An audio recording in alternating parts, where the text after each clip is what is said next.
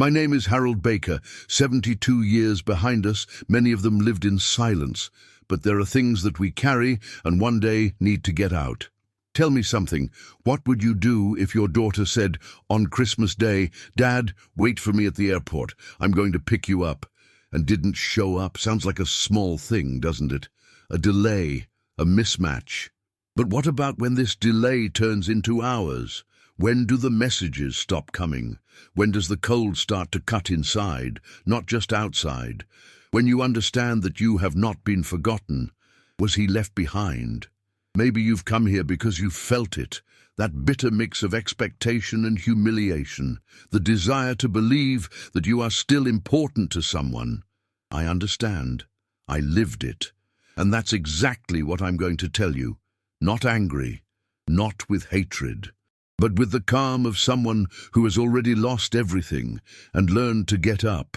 You will understand what happens when hope turns to silence, and how a father, even a broken one, can make the hardest decision of his life, not with shouting, but with absence. Because there are rejections that are not forgotten. There are absences that speak more than 1,000 words. But before we dive into the heart of this story, I need you to know something. On December 25th at 9:27 p.m., I got out of a taxi with my arms shivering with cold, carrying 6 bags of gifts that no longer made sense. I had spent the last 13 hours waiting at the airport for someone who promised to pick me up. And when I got to the front of her house, my daughter's, I saw through the windows what hurt more than any silence. The supper was already over. The table was full. Flood without me. That dinner was never attended by me. It was not a mistake. It was a plan. And that's what I'm going to tell you about now. But first, if you've been through something similar, if any of your absences were planned by those who should welcome you, I ask you to stay with me. This video is not just an outburst. It is a portrait of many of us. If this story touches any part of you, leave a like, subscribe to the channel. Not because I need a number, but because it hurts less when we know that we were not the only one to go through this. And who knows, you may also see yourself reflected in some part of this silence. I landed in Denver at 2:47 p.m. I remember this time as if it had been engraved in the palm of my hand. The plane taxied slowly, and my heart hurried, wanting to be outside. It was Christmas. The airport was buzzing with those scenes that only the end of the year offers. Children running into their parents' arms, grandchildren jumping on their grandparents' laps, couples kissing in reunions that looked like they were from a movie. And there I was, with my suitcase and 6 bags carefully prepared over weeks, each wrapping made by myself with patience. I even bought tape matching the color of the package. I walked to the main exit, feeling the cold cutting through the inside of my shirt, but warmed inside with the idea that I would soon see my granddaughter. My daughter. Emma came running and hugged me every time I arrived. "Grandpa Harold," she would say. And just remembering her little voice, my chest was already softening. I took out my cell phone and called Victoria. She answered the second ring. "Hi, Dad. We are in the middle of chaos here. Just wait outside. We are coming." Her voice was dry, hurried, that excitement of other times.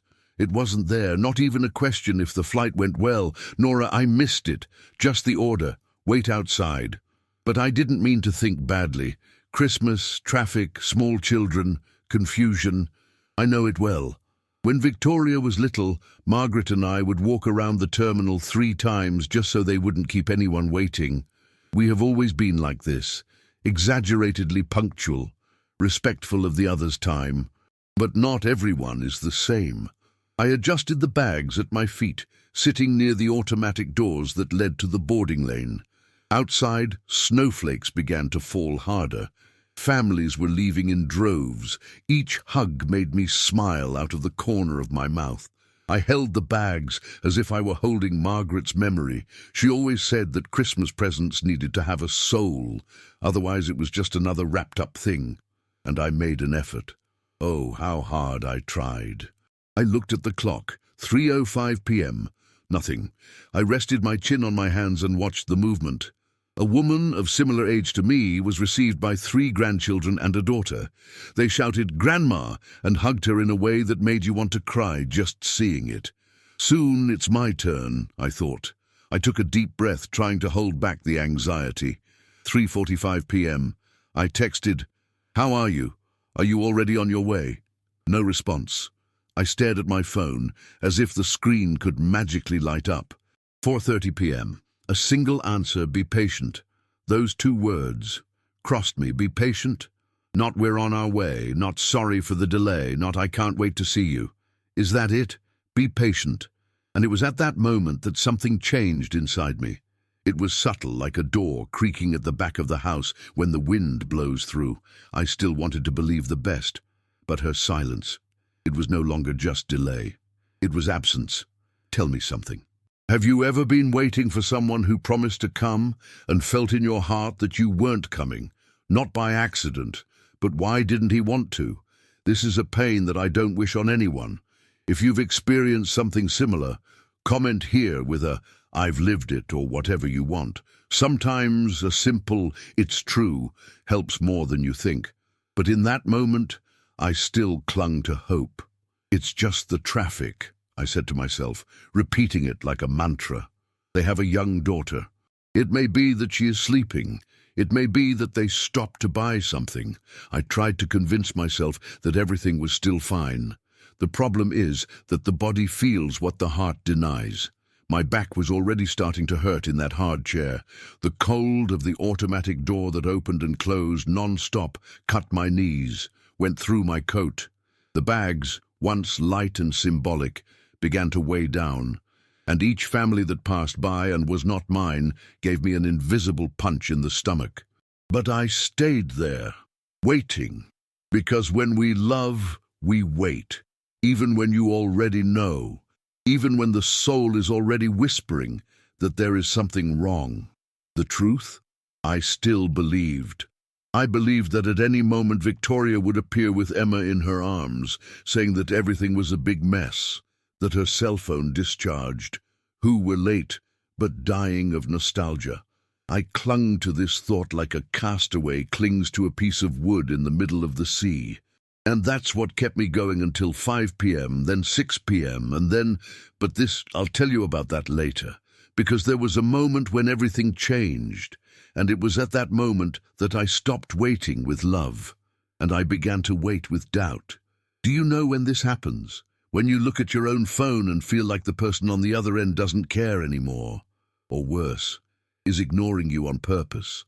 What did I see afterwards that made me understand, once and for all, that that waiting was not carelessness or an accident? What was choice? I'll tell you, but only if you're ready to know what a parent can discover when he decides to look the truth in the eye. After more than 3 hours of standing in that icy corner of the lobby, I decided to look for a more comfortable place. The cafeteria in Terminal B was still open. I found a table near the window, leaned my suitcase next to it, and started to arrange the bags around me, as if I wanted to set up a small nest of security in the middle of that crowded airport. Each gift there had a story, an intention, a memory of affection. The cashmere scarf for Martin, for example. I bought it in Aspen in a small store, one of those that you almost pass straight through. The girl from the store said that that shade of blue matched light eyes. I don't even know Martin's eye color, but I bought it anyway, wanting to please. Emma's doll was chosen with so much care. An American girl, with her name embroidered on her belly. I knew she was going to love it. And for Victoria, I took her mother's jewelry box, which had been kept with me since the funeral. Margaret always said, "When Victoria is the right age, it will be hers." Well, it was now. I thought it would be a beautiful moment, a kind of passing of affection between generations. But for now, all of that was there, untouched, on the ground. My feet were already numb. His back hurt, but what really weighed the most, it was what I carried in my coat pocket. 3 envelopes, sealed with notarized signature. 2 checks for $50,000, one to Victoria, one to Martin, and a third in the amount of $75,000 to create an educational fund in Emma's name. It wasn't just money, it was recognition. It was a symbol of everything I built throughout my life, from sunrise to sunset, in that auto parts network that I assembled with my own hands. I wanted them to know that the old man here was not just a grandfather of Natal. He was a man he loved, that he cared, that he cared. Outside, the snow was falling harder. Children ran through the aisles in reindeer caps, laughing, tripping over suitcases. Around them, the reunions multiplied. Parents hugging children, grandparents crying when they see grandchildren, and me there, trying to keep the smile on my face, because I still believed. 6:15 p.m. I picked up my cell phone, no new messages, no link. I took a deep breath, trying to calm my heart. She loves me, I thought. She's going to come. But it was like talking to the mirror.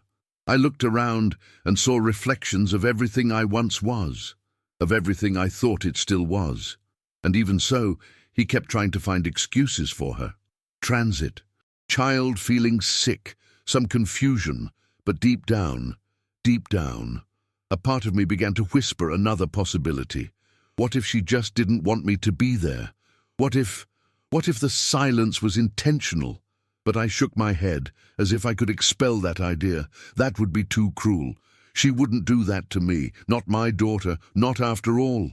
So I picked up the phone once again. I sent a new message. "Daughter, how are you? I'm already at the coffee shop. I'm waiting for you." Time passed. 10 minutes, 20, 40. The answer did not come. And there, in that place so full of life, I began to feel dead inside, invisible, as if all the love I carried in my bags, in my pockets and on my chest, I had nowhere else to land. But even so, I kept waiting, because sometimes we prefer to suffer believing than to accept the truth at once. And it was exactly there, at that point, that something inside me began to change. Because no matter how hard I tried to convince myself otherwise, I already knew something was wrong. And worse, something told me that the worst was yet to come. What made me stay there, in that chair, even though everything told me to leave? What still held my hope when there was no longer any sign of affection coming from the other side? Right, I'll tell you now.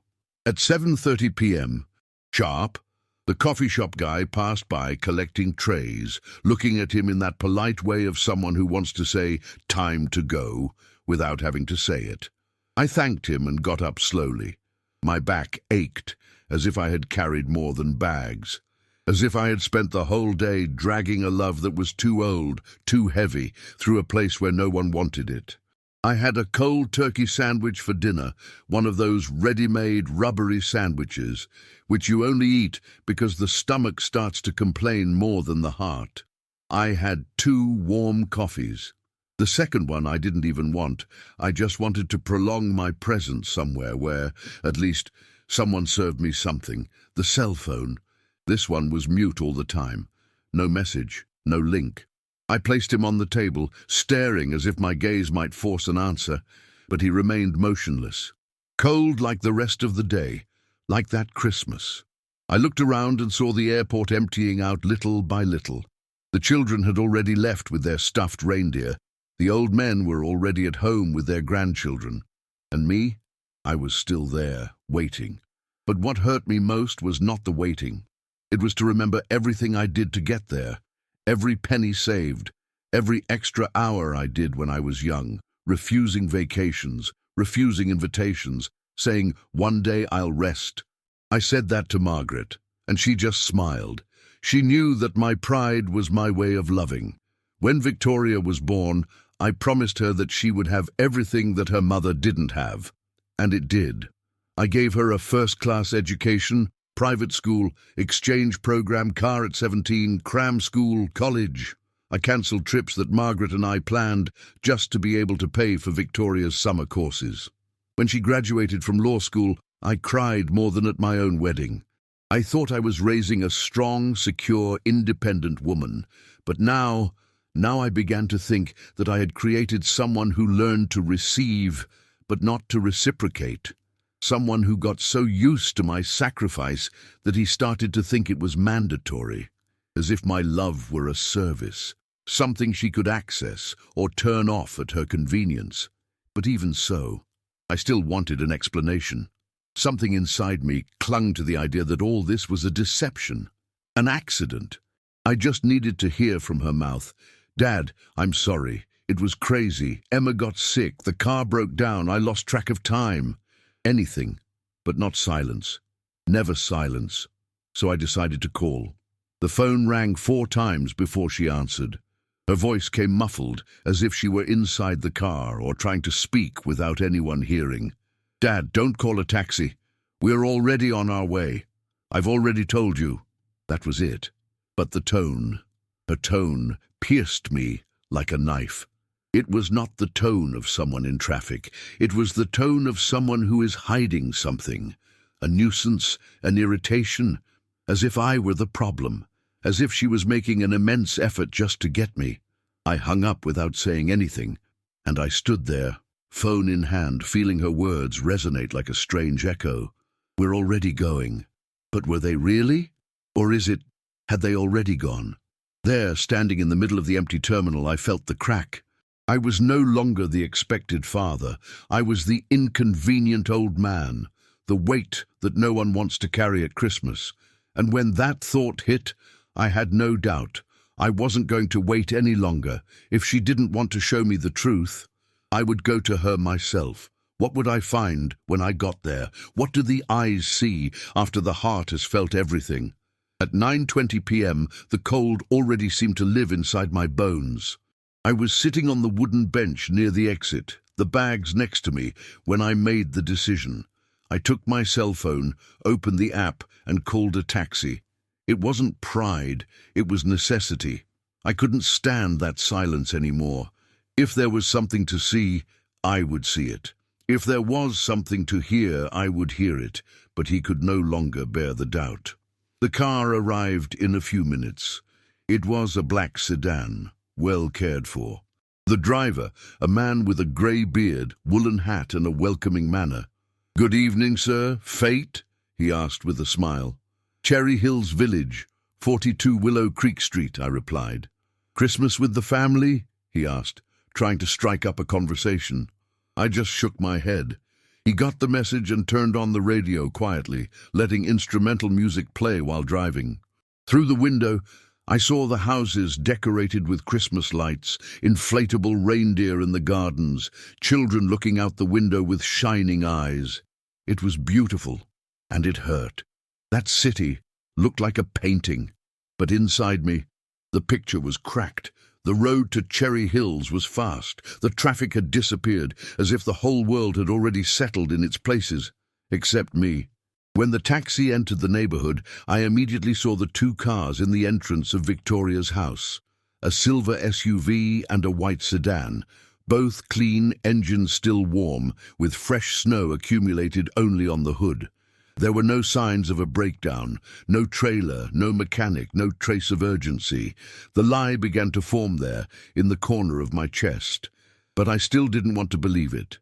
I asked the driver to drop me off at the corner before the house. I paid for the ride with a tip, thanked them, took my bags, and walked the last few meters. The sound of the gravel beneath my feet was drowned out by the snow, and I approached slowly. The house was lit. Open curtains. Heated room. Inside, I saw it. The supper had already happened. The table was still set with tall bowls, dirty dishes, lit candles. A roast turkey in the center of the table. Children laughing. Emma jumping on the couch with a reindeer headband. Martin in the corner, telling a joke. Victoria, my daughter. He raised a glass of red wine and toasted. Her expression was light, as if I had never existed. As if that day was complete, and I was there. Outside. Frozen inside and out. No empty chairs, no worried look, no sign that less than an hour ago she told me she was coming. I didn't knock on the door. Not yet. I just watched. With his chest crackling inside, like ice that begins to crack. I needed to understand. I needed to listen. Why, seeing was already hurting too much. I'm here opening my heart, telling my story, every piece of it.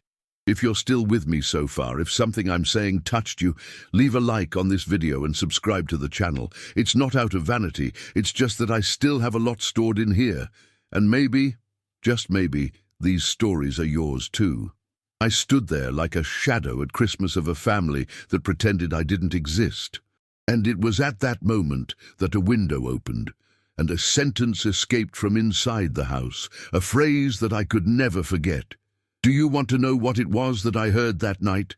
So get ready, because what came out of there hurt more than the cold, more than the silence. It hurt as truth. The half-open window let out a part of the conversation, but what I heard was enough to make me shiver, and it wasn't from the cold. I approached slowly, my heart racing, my hands sweating inside my gloves. I still held the bags. I didn't have the courage to let go. It was as if letting go of it was admitting that none of it mattered anymore, that all the affection wrapped with ribbon had become dead weight. I took a deep breath, went around the side of the house, and climbed the 3 steps of the balcony. The bell was shining, but I didn't have to ring it. The door opened with the noise of music coming from within. Victoria appeared, with a glass of wine in her hand, and her face illuminated by the interior lights. She froze for a second when she saw me.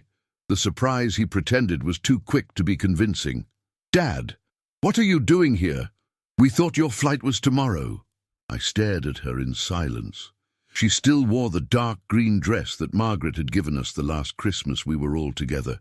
Too much memory for one night. Behind her, Martin appeared, paler than usual. Roy and Lindsay, his parents, were sitting in the living room, with expressions of slight confusion, perhaps more for my face than for the situation. "But did you arrive today?"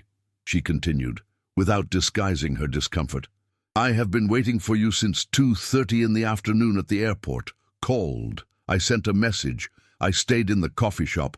I saw the families reuniting, and I waited." My voice came out low but firm. The weight of truth was still stuck in his throat. She tried to laugh. "It must have been some misunderstanding. I don't know how that happened."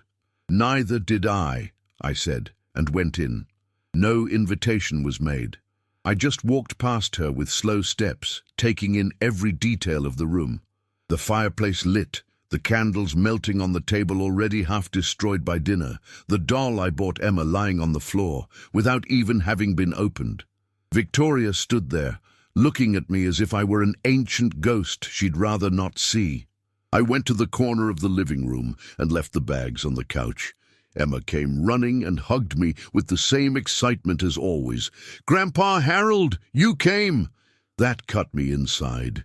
The only soul there who still saw me as a gift and not as a burden. "Of course I came, my flower. It's Christmas." She took my face with both small hands and smiled. I felt human for a moment. Just a moment. "Go play inside, Emma," Victoria said soon after, and she obeyed. Everything was silent. I looked around and said, almost in a whisper, "I'm going to the bathroom." But I didn't go. I walked down the hallway to near the kitchen, where the low voices drew me in like a magnet. And there, between a wall and the doorframe, I heard what my heart didn't want to know. "I expected him to give up," Martin said, in a tone of voice so calm it seemed banal. "Staying all this time at the airport. Who does it? It was just for him to understand that he wasn't supposed to come. He always shows up with these bags, these stories from the past, as if he were still the hero of the family. Embarrass us in front of my parents," Victoria replied, with an impatient sigh. "He talks about stores as if he had created Amazon." And they both laughed. I froze, but it was the next sentence that destroyed me. "When he dies, at least the inheritance compensates for all this inconvenience." Her words fell heavy on the kitchen floor like broken plates.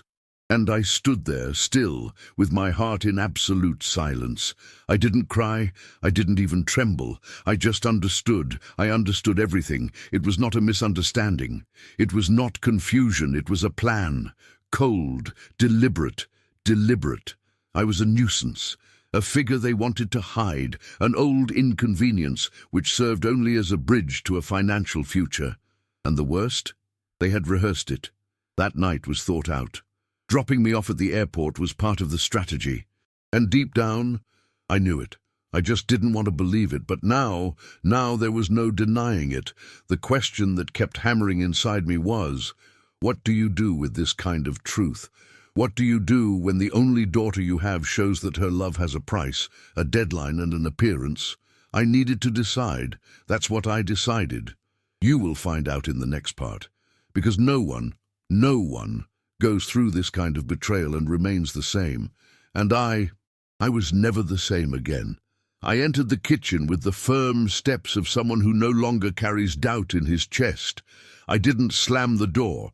I didn't make a scene. I just appeared there, in the frame of the door, with my gaze fixed on the two of them.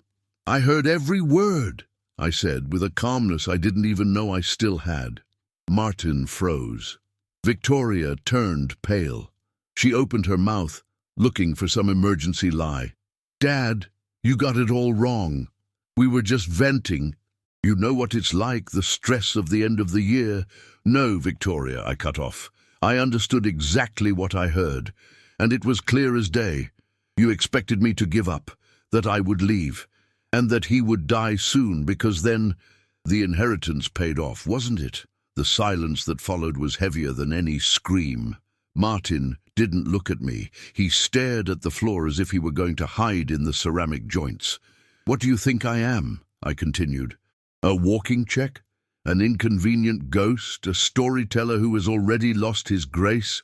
She shook her head, trying to deny it without knowing how. Dad, please. He doesn't talk like that in front of others. In front of others? Oh, now you care? I left the kitchen, went to the living room. Roy and Lindsay were still there, sitting with glasses in hand, clearly uncomfortable.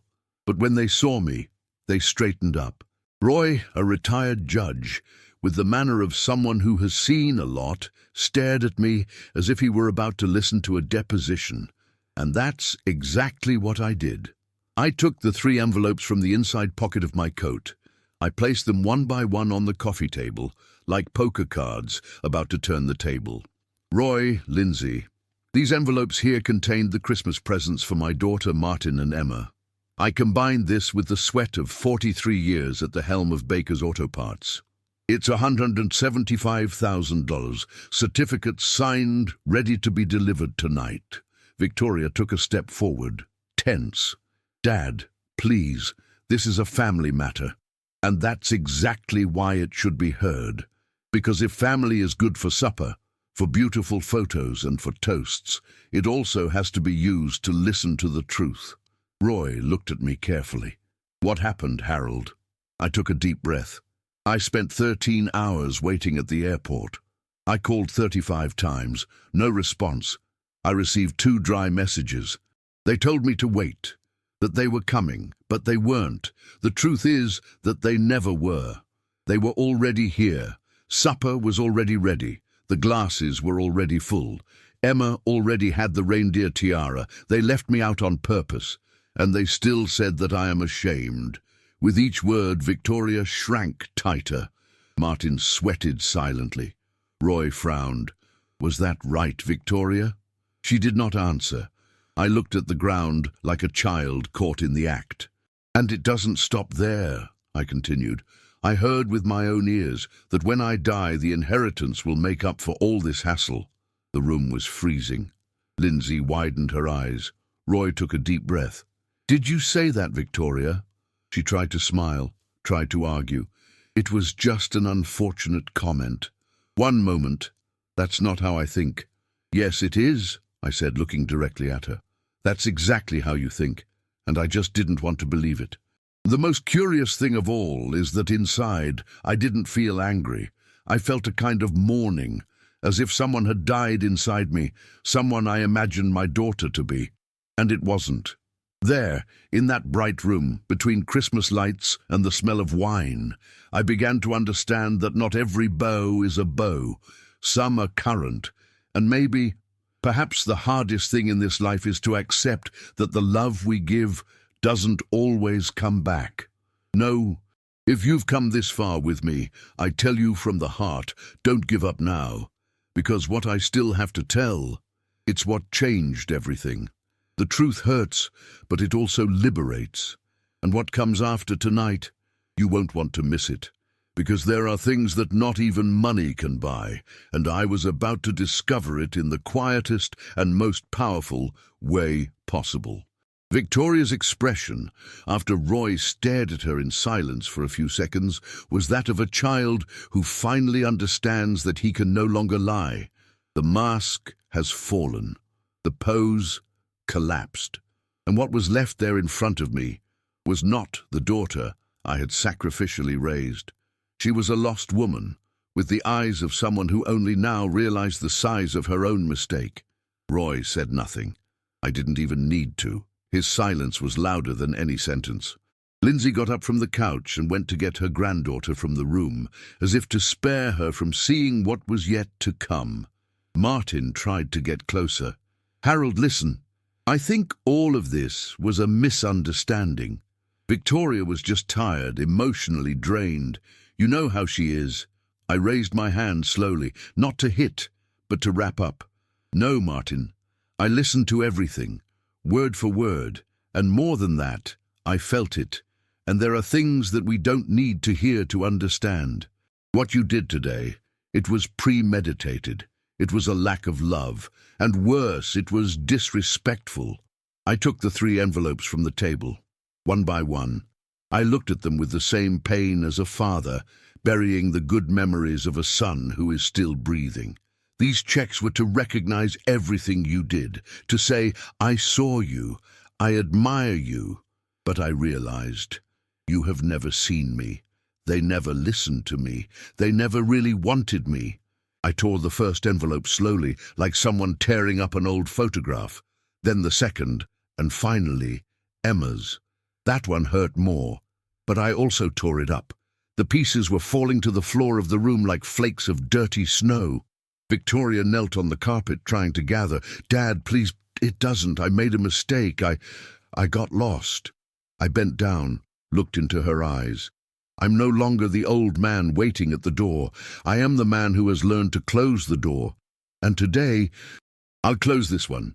I grabbed my suitcase. The bags, which had once weighed like promises, now weighed like tombstones.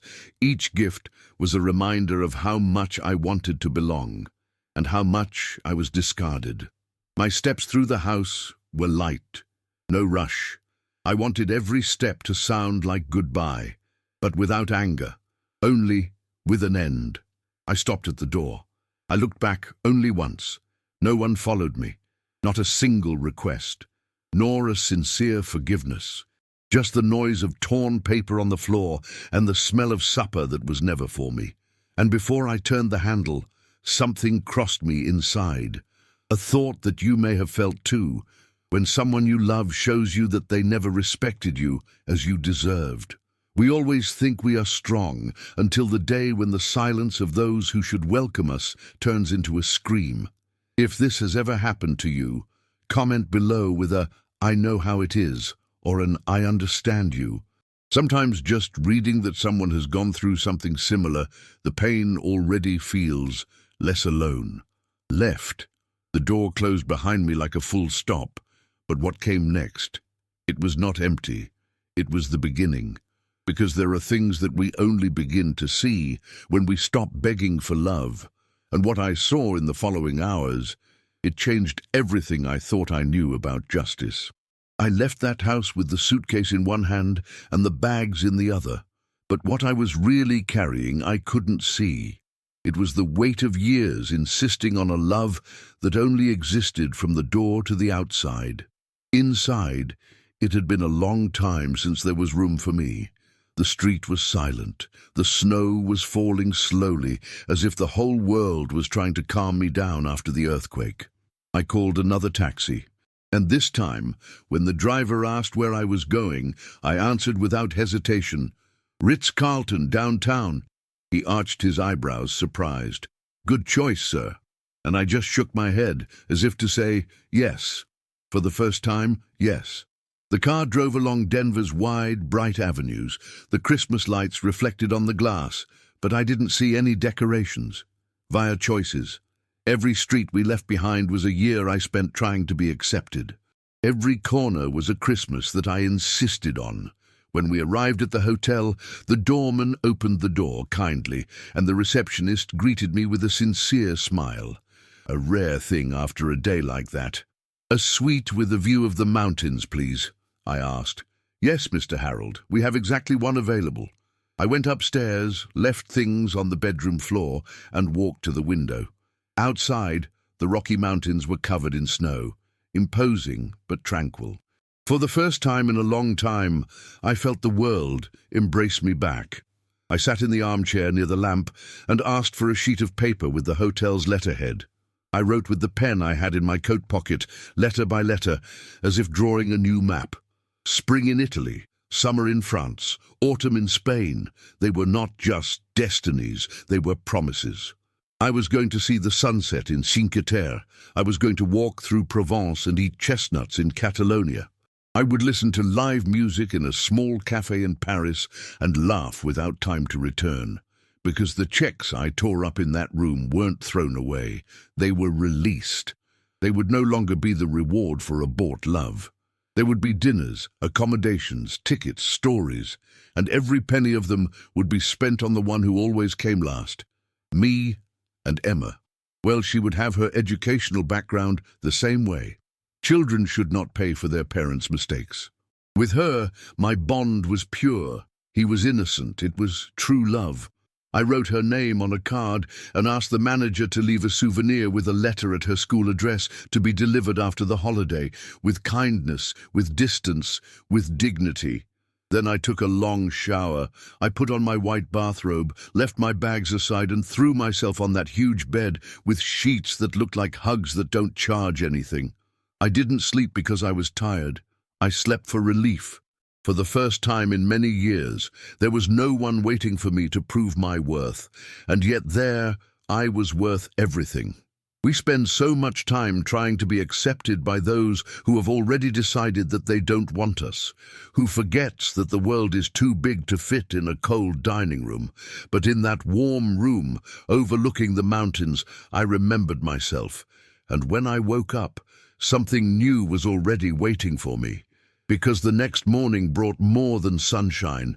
I brought a name that I hadn't heard in a long time, and along with it, a forgotten memory that would change everything. I woke up before the sun. It was still night outside, but inside me, for the first time in years, there was a silence that didn't hurt. I opened my eyes slowly, feeling the weight of the sheets, the comfort of that mattress that seemed to have been made just for me. There was no noise of dishes being placed on the table, no message on the cell phone, no rush to please anyone. Only the distant sound of the wind outside and my heart beating calmly, as if knowing that it is finally home, even far from any home. I got up, put on my bathrobe and went to the window. The Rocky Mountains were covered in a thick white mantle, almost golden from the timid light that was beginning to rise. It was as if the world there said, "You are still here, and that's enough." I took a hot and long shower, one of those that clean inside too. Going down to the cafe, I was greeted with a sincere good morning from the receptionist, and for the first time in a long time I realized, there, no one knew who I was. Nobody expected anything from me. That's it. It was liberating. I chose a table near the window of the hotel restaurant. I ordered scrambled eggs, toasted bread, and a very strong coffee. The girl who served me smiled and asked if I wanted anything more. "No, my daughter, that alone makes me feel like a king." She laughed, and he left. No judgment, no charge. Just one human being treating another with kindness. I picked up the notebook I bought from the lobby shop the night before. Hard cover, black with thick sheets, those that don't let the pen run. I opened to the first page and wrote at the top, "Things I still want to do." For a while I stared at those words. They seemed small, but they were opening a door that I had kept locked for decades. I began to write, almost without thinking. Learn photography. Visit the ranch where I grew up. in Amarillo. Drive along Route 66 from end to end. Watch the sunset at the Grand Canyon. Sleep on a scenic train in Canada. To go back to fishing in silence, just me and the water. Tell my stories to anyone who wants to listen. Eat without haste. Love without fear. Each item was a part of me that had been left for later, because there was always someone who needed it more, because I always had an account, a request, an urgency that was not mine, and I kept postponing it. I was pushing myself behind the line, but now I was in front. And that wasn't selfishness, it was survival.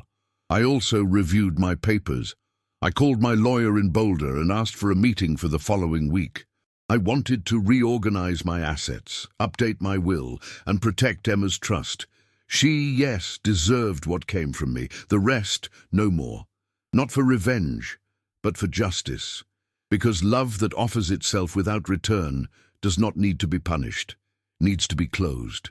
And that for me was enough. If this piece of my life can become a mirror or a hug for someone, will it help me to carry it forward? Like and subscribe here to the channel. It makes more difference than you think. Because there are people who need to know that it's still time to start over, even when our hair is all white. I went back to my room after breakfast. I took the pen and wrote one more thing on that list. Travel to a place where no one calls me old. Only Harold's. And can you believe that on that very day, did the room phone ring? It was someone I hadn't heard from in a long time. And what this person told me, it completely changed the course of my life. The call came close to noon. The phone in the room rang with that old nostalgic sound that reminded me of the times when I was still waiting for good news. I answered with a simple, "Hello," and on the other end, the deep and familiar voice replied, "Harold, this is Charles Whitmore. I received your message." Charles had been my lawyer for almost 30 years, a man of integrity, polite, the type who does not speak more than necessary, but listens to everything with attentive eyes. I explained that I needed an urgent video conference, and he, as always, was direct. "Can you do it in an hour?" "I can." I took a shower, straightened my hair, put on a decent shirt, and settled down at the desk in the suite. When the image appeared on the screen, there it was. The same thick-rimmed glasses, the library in the background, and the look that has seen families unite and destroy each other because of a badly written will. "Charles, I want to review everything. Will, applications, investments. I want to remove Victoria as the main beneficiary and redistribute the assets." He did not immediately respond. He took out a pen, opened the digital folder, and asked in a calm tone, "I need you to tell me clearly why." And I said, I told him about Christmas, from the airport, of the 35 calls, of the doll that remained unopened, of the supper that happened without me, from the phrase I heard hidden behind the wall. Inheritance as compensation. I went direct, no drama, only the facts. Charles, as always, listened without interrupting. At the end, he took off his glasses, rubbed his eyes, and said, "I'm deeply sorry for that, Harold, but legally it is perfectly possible. You can change the will, yes. We can review the beneficiaries, institute an exclusive trust for Emma, and even create funds linked to charities if we wish." "I want all of that," I replied. "And I want a travel fund in my name. Something of my own, with no link to Victoria or Martin. I want to live what I have denied myself for too long." We started to draw the new terms. He explained to me every step, every clause. We redirected some of the shares of Baker's Auto Parts to a small business foundation in Boulder. Another part went to a community educational fund, and the rest I asked to apply it to a lifetime trust of experiences. "Experiments?" he asked. "Yes," I said. "Accommodations, trails, tastings, cooking classes, train rides, everything that allows me to live without asking anyone's permission." When we hung up, almost 2 hours later, I felt like I had taken a backpack of stones off my back. I didn't feel vindicated. I felt coherent. It was not punishment. He was careful, and for the first time with myself. I walked to the window of the suite and looked at the mountains again. They were there, motionless, as they always had been. But inside me, everything moved. Sometimes the greatest freedom is to stop begging for love where there is only calculation. I know that the most memorable moment is yet to come. And when it comes, you'll understand why I had to go through all this. Because it was only when I stopped begging for affection that I began to build my peace.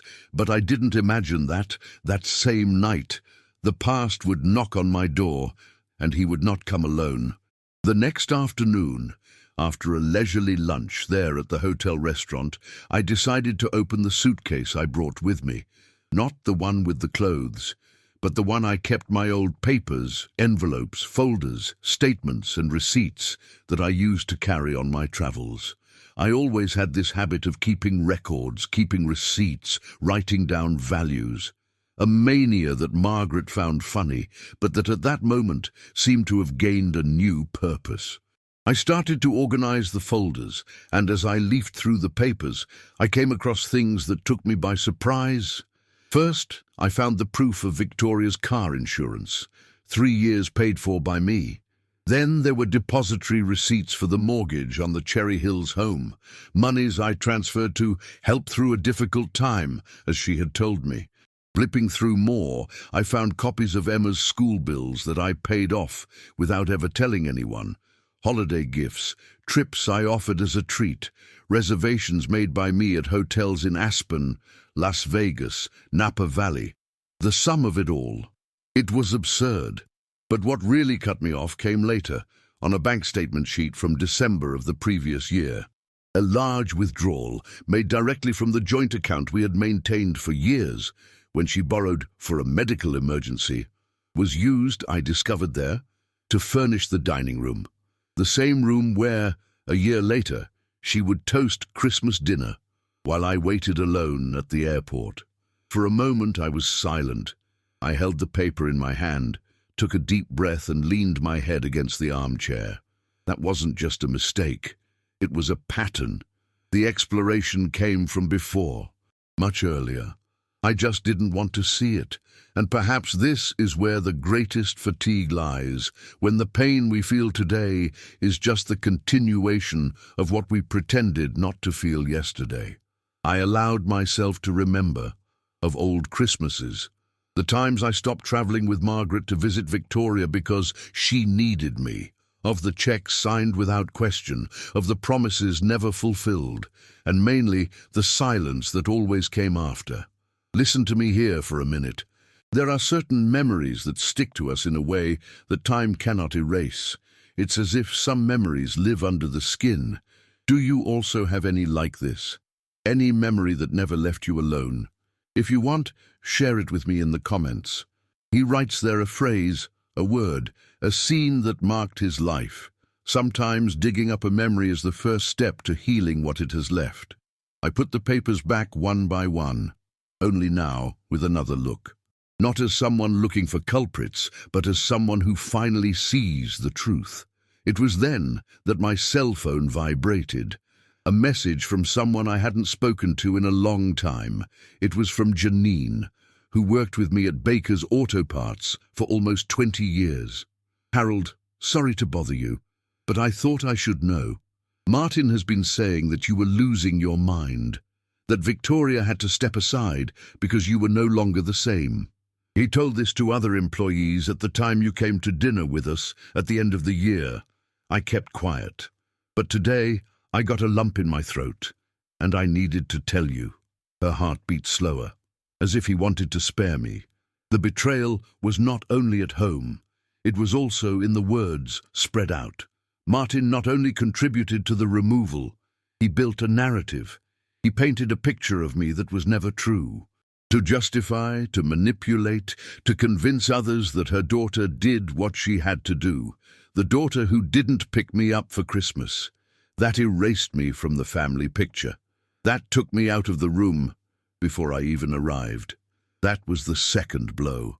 And curiously, he did not destroy me. It cleared me. Because sometimes, what we call the end, it is only the moment when the fog lifts and shows what has always been there. Now, with everything before me, There was no longer any doubt. But what I didn't know yet is that fate had prepared one last play, and it would come from someone completely unexpected. In the late afternoon, as the Denver sky was painted gold and lilac, my phone vibrated twice. Her name appeared on the screen, Victoria. For a second, my finger even slid over the green button, but I stopped. The sound stopped, and soon after, another notification, a voice message. I took a deep breath, put my phone face down on the corner table and went to the window. From up there, I could see the city in motion, the cars with headlights on, the families walking warm, and I thought, how many of those people there would be returning home, to a place where they are really welcome? Sat. I looked at my phone for a few minutes before pressing play. Her voice came trembling, but not broken. There was more control than regret. Dad, I don't know what they told you, but it was all a misunderstanding. We thought his flight was the next day. You always interpret things in a very personal way, and that hurts everyone, you know? No one did it badly. It was just a mess. Please call me when you can. Silence. The message ended, but her tone, that tone, it pierced me like a cold blade. There was no regret. There was justification, and worse, an attempt to make me believe that it was my fault, as if the pain I felt was born of a misinterpretation and not of a carefully planned abandonment. A few minutes later, another message appeared. This time, Martin's. Can we talk like adults? That was it. Without emotion, no context. Like someone trying to close a commercial deal. As if everything that happened was a poorly resolved negotiation, a poorly read clause. I didn't answer. I didn't turn off my cell phone. I didn't block it. But I didn't give a response. It was no longer my role to explain to them what they did. The silence, it became my shield. And it's curious how silence changes everything. Before, I used my voice to try to regain the place that was taken from me. Today, I realize that my absence speaks more than any argument. And they did. Victoria tried to call one more time, then a third. The next morning, I received a new voicemail notification. I didn't listen. I just stared at her number on the screen, as if watching an old phone that no longer rings out of love, but out of desperation. And then the movement changed. She tried to call her in-laws, Roy and Lindsay, but they already knew everything. I didn't need to explain. That night, as I tore up the old papers that no longer made sense, I received a message from Lindsay. Short, white. Harold, we know the truth. We are on your side. That was it. A couple who heard, who saw, who understood, who did not try to defend the indefensible. Victoria there began to realize what it meant to lose control of the narrative. For the first time, she was not the one who decided how the story would be told. And perhaps this is what scares those who are used to manipulating the wires the most. The day when the puppet cuts the string and chooses to dance alone. I kept quiet, and this silence. It was the loudest noise they had ever heard coming from me. But the next day, when I thought the matter was over, the phone rang once again. Only now. It wasn't her. He was someone I never expected to hear again. And what that voice told me changed the course of what would come later. The meeting was scheduled for the end of the morning. I got off a few minutes earlier, as I have always done all my life. I was never a man to be late, even when my heart weighed more than my legs. The hotel cafe was quiet, and the soft ambient music seemed to lull my thoughts. I chose a table near the window, where the light filtered through the curtains, and ordered a mint tea. Shortly after, I saw Roy and Lindsay entering. He wears a navy blue jacket, that upright gait of someone who has judged many cases, and still carries the posture of the toga. She with a delicate woolen scarf, lowered eyes, and an expression that mixed shame and affection. When they got closer, Roy held out his hand. "Harold," I squeezed firmly. "Judge," he smiled sadly. They sat down. For a few seconds, no one said anything. Until Roy, in that deep, blunt voice, began, "I didn't come here as your daughter's father-in-law, Harold. I came as a man. as a father, as someone who honestly can't understand what he witnessed that night. He ran his hand over his own eyes, thoughtful. I didn't imagine Victoria would be capable of that, and much less Martin. But the truth, it's just that you never really know someone until silence reveals what the words hide. Lindsay then spoke for the first time. I feel ashamed, Harold, embarrassed to have dined in that room, not knowing you were at the airport, with gifts, with hope. I looked into my daughter-in-law's eyes and saw no remorse. That's it. That scared me. I listened to everything carefully, not with anger, but with the kind of lucidity that only comes when the dust has settled. You shouldn't blame yourself for what you didn't know, I replied. If there's one thing I've learned in this life, it's that true pain doesn't scream. She settles in silence, and it is in this silence that the truth is shown. Roy nodded with a slight shake of his head. And I want to apologize to you, on the part of my family that is not mine, by omission, even unintentionally, for the pain you carried without anyone validating. His words did not heal the wound, but they put a hand on it, and at that moment, I realized something that I never received from my daughter: recognition. The pain was not denied, nor minimized. It was looked at head-on, and that, my friend, already changes everything. I didn't come to seek revenge, Roy, he said firmly. I don't want war, but I want peace. And this peace can no longer include people who manipulate my affection as if it were an electricity bill, who turn it on and off according to interest. Lindsay took a deep breath, emotional. And you have every right. No one can take that away from you. Roy then leaned forward a little and spoke softly, as if giving advice that is worth more than any written sentence. Harold, hooray! Travel, get out on these roads, spend every penny with pleasure, but mainly, never forget the man you are, because we saw that night the courage of someone who didn't have to shout to make the world listen. That's when something inside me rearranged. It wasn't pride. It was dignity. I felt like I was standing inside. For the first time since I got off that plane, as we said goodbye, Roy squeezed my hand tightly. If one day I need something, anything, don't hesitate. And I, with a clean heart, replied, thank you. But now, for the first time, I just need myself. And that afternoon, when I returned to my room, something was waiting for me. An envelope slipped under the door. And what was inside? It was proof that this story was still far from over. Inside the envelope left under the door was a personalized travel catalogue. It had my name on the cover, written in a pen of gold ink, to Mr. Harold M. Walker, Scripts of Freedom.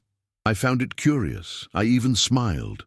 It was a gift from the hotel concierge, who saw my scribbles in the notebook days before and, without me asking, organized a folder with suggestions for itineraries, destinations, and experiences in Europe. I started flipping through slowly. Tuscany, with its hills and vineyards. Provence, full of lavender fields and small street fairs. Andalusia, where the sun meets music and silence dances on the balconies. Next to each page, there were photos, maps, and a discreet phrase. You are not running away from anyone. He is going to meet himself. That moved me, in a good way. Over the next few weeks, I began to flesh out that plan. Each destination was chosen carefully. It was not an escape, as it may have seemed. It was a crossing. 3 months, 3 countries. And a single rule. I would only take the essentials. I made sure to book the panoramic trains. I always dreamed of crossing landscapes, seeing everything through the window, with a book on my lap and a steaming coffee in my hand. I chose family inns, nothing too luxurious, only comfort and truth. Small wineries where I could talk to the owner, local museums, village festivals, simple food, real people. In the intervals between one meeting and another with the travel consultant, I created a new routine. He walked through the hotel neighborhood every morning, breathing in the cold air that somehow seemed lighter. He would sit in the cafe around the corner with the local newspaper and always order the same thing: scrambled eggs, wholemeal bread, and black tea. I read Carson McCullers with the same intensity as when I read parts manuals in the workshop, only now with time. A lot of time. A type of time that is not measured in hours, but in presence. Each day, my silence gained a different sound, and each day, Victoria's messages continued. Now, they were no longer short or defensive. They were long, almost desperate. She said that she was going through a difficult time, that the pressure from Martin's family was too much, that she got lost, that she didn't want to exclude me, but that she couldn't handle everything. He spoke of guilt, fear, regret. He promised to change. He said he loved me, that he wanted to fix, and in each message there was a hidden question: are you still there? But I wasn't anymore. I was somewhere else, not geographically, emotionally.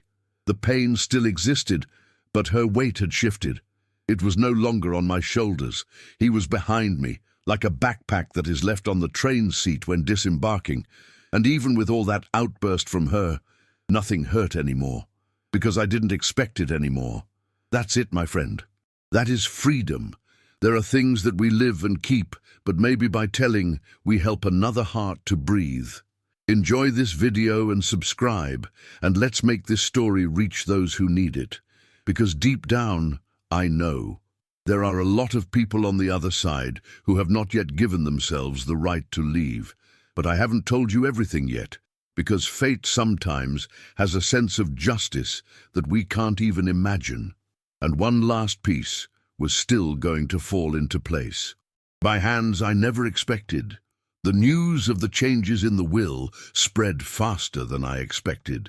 Perhaps she already suspected it, but it was only when she received the call from the lawyer asking for confirmation of address for legal formalities that Victoria understood. It was not a threat, it was a fact. Her exclusion was signed, registered, and protected. There was no room for belated repentance, and it was then, as Charles himself told me later, that it collapsed. He called in tears, not out of nostalgia, not through fault, but for the loss, for the break in the narrative where she controlled everything, where my presence was convenient and my absence was strategy. He tried to activate Roy as the last anchor of family authority. But Roy, firm as a sentence read standing, replied without hesitation, "You treated your father as no human being deserves to be treated. There is no possible excuse." That destabilized her for good. And Martin, in turn, also began to feel the wind turn. A former colleague of his in the investment area, who knew my history with Baker's Auto Parts, saw one of the derogatory messages he had been spreading around. A print, a mocking phrase. The old man thinks he's a Rockefeller just because he set up a chain of stores in the 70s. That message landed in the wrong group. Before long, the real story came to light. My name was not a legend, it was a reference. And the attempt to diminish those who gave him a hand became the fuse of a reputational crisis. He lost a contract. Then another. Some customers closed their doors in silence. It was not a scandal. It was a consequence. The kind of answer that you don't hear, but feel in your pocket, in your ego, in your empty chair. And in the midst of this slow collapse, she tried one more time. A long message, full of, "I understand. You've always been important. Let's talk, just the two of us." He asked to meet me. Only for an hour. He promised not to insist. "I just want to look you in the eye and explain." But I had already looked too much. I had already heard what I needed. And more importantly, I had already learned that not every request for forgiveness carries sincere repentance. Sometimes it's just a last-ditch effort to regain control. And I no longer wanted to be where someone saw me as an extension of their own ambition. I replied gently but firmly, "Victoria, the time you ask of me has already been given and wasted. Take care of your own business. I've already started to take care of mine. And between us." It was hard to write those words, but it was necessary. Liberator. Because there are things that we don't undo, but you can choose not to repeat it. And even with all this happening, something inside me said, it was not yet the end. There was a detail, a gesture, a last page, that I hadn't turned around yet. And what would come next? Well, what would come after is what will perhaps touch you the most. Stay with me, because the part that changed not only history is missing, but my way of living. It was on a clear morning in February that I wrote the message. It took me more than an hour to choose the words, not because I wanted to impress or make an impact, but because I wanted it to be simple, direct, as a door that closes without fuss should be. I wrote, Victoria, I've heard everything you think of me, and I learned. Is that it? No more commas, without justification, no drama. I deleted it and rewrote it a few times, but in the end, those 8 words said more than any speech. It was the final point she never imagined receiving, and it was there, in that silence between sending and receiving, that something inside me settled. I also sent a copy of the New Testament to Charles, my lawyer. Final version. Sealed. The checks that were supposed to be hers and her husband's were now converted into direct donations to 3 institutions that care for war veterans with depression and reduced mobility. One of them, in particular, in honor of a friend from his youth who never returned from Okinawa. I set aside another part for a personal travel fund, not only for me, but for other elderly people who, like me, have always given their lives to others and forgot to exist for themselves. There will be Margaret's name in this fund. She would have liked that. And of course, I kept Emma's educational fund untouched, because the children, they should not pay for the mistakes of adults. Emma is still innocent. She still deserves the chance to love without fear. And if one day she comes to me, she will know that her grandfather thought of her until the end. Victoria and Martin were removed entirely, not out of revenge, but for emotional justice. Because those who cannot recognize the value of a presence, he should not have access to the legacy of a lifetime. I remember closing the envelope with the documents and putting them on the table calmly. No tears, no anger, just a peace. Dense, silent. I didn't destroy anyone. I just stopped allowing them to destroy me, and that was the most profound justice of all. But life still had one last surprise to show me. A message, a note, a gesture that I would never have expected. And that, perhaps, will change everything you imagine about the end of this story. I'll be right back to tell you. The plane took off at 8:12 a.m., leaving behind the pale Colorado skies and the invisible scars of a lifetime of trying to please. I sat in armchair 14A, leaning against the window, with a light heart and my shoulders finally lowered. As the plane gained altitude and the Rocky Mountains were getting smaller below, something inside me quietly adjusted. It was as if, at that moment, I was burying not a pain, but a weight, the weight of trying to be accepted where there was only convenience. I closed my eyes for a few seconds and took a deep breath. It was not an escape. It was liberation. During the flight, I took out of my backpack a new notebook with a black cover which I bought the day before. I wrote her name on the very first page, Margaret, and below, a phrase that came to me effortlessly, "You would have been proud of me today." I spoke to her as I did in the early years of being a widower, when I still found myself talking to myself around the house. I spoke of the sacrifices, of the dinners that did not exist, of the words that hurt. But I also spoke of the new, of the background with his name, of the letters I did not answer, of the courage I thought I did not have. And in the end, I wrote something that hurt and healed at the same time. Love is not carrying the world on your back for someone who doesn't even hold your hand. Love is when the two recognize each other. And I got lost trying to be recognized by those who didn't really look at me. I closed the notebook calmly, as if closing a chapter with a period and not with an ellipsis. When he landed in Rome, the sun hit his face hard. I got off the plane slowly, without haste. I felt every step, The language was different, the signs were strange, the faces were new, but something there was familiar to me. Human warmth. The sound of laughter in cafes, the smell of fresh bread coming out of bakeries, the noise of cars passing close to the narrow sidewalks. There I was just another man walking the streets, and for this very reason, I was free. I sat on a bench in Piazza Navona with a lemon ice cream in my hand and my heart full of something I hadn't felt in a while. Belonging. Not to a family, not to a role, but to life. For the first time in many years, I took a picture of myself. Me, there, alone and full. Every step I took was a message, not said but felt, to those who made me wait outside that Christmas. I deserved more. Now I do.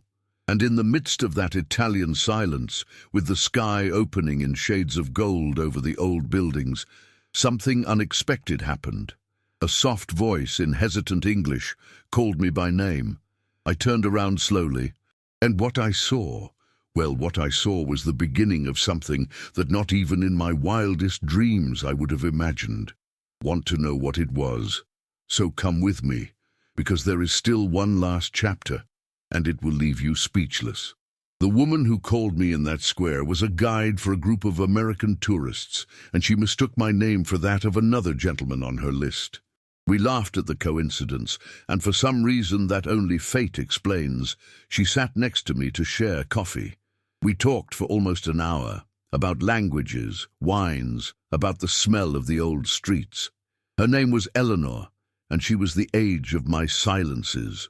It wasn't romance, it was presence. It was life telling me gently, "Look, Harold, there's still more to live." And so the days passed. I travelled through the hills of Tuscany, walked among the lavenders of Provence, wrote postcards that I never sent. From my daughter, I never received a call again. But from Emma, yes. A handwritten note drawn with purple pencil reads, "Grandpa, I missed you. Do you still love me?" I sent back an envelope with photos of my travels, and a note with a few words. Real love doesn't go away. It just changes places. Indeed, today I write this from a balcony in Seville, with the sun setting on the red tiles and the smell of jasmine in the air. And I can tell you with a peaceful heart, I didn't lose a daughter. I lost an illusion, and I won myself. The great lesson of this story is simple, but difficult to accept. Sometimes those we love the most hurt us not out of malice, but because they ignore what real love is. And loving is not accepting everything. It is not waiting in the cold with bags in hand. To love is also to know how to say enough in silence with dignity. I learned that life does not give back time, but offers new paths when we stop begging for a place in the hearts of others. If you've made it this far, I thank you, really. Thank you for listening to me, for being my company on this long journey. If this story touched your chest in any way, leave a like. For me, it's like a hug that comes even from afar. And if you want to come back for more stories, subscribe here to the channel. It's like calling me to the next coffee. And tell me in the comments, which city are you listening to me from now? I like to wonder where this story is echoing. Oh, and it activates the bell.